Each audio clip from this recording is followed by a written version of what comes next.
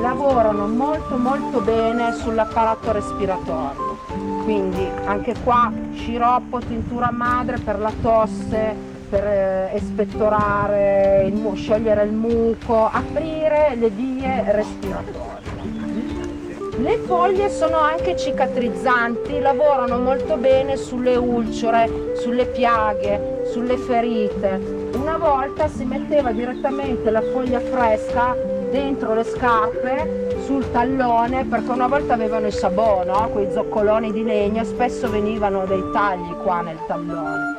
Però noi oggi possiamo usarla anche appunto sulle piaghe, sulle ulcere. Foglia. Basso.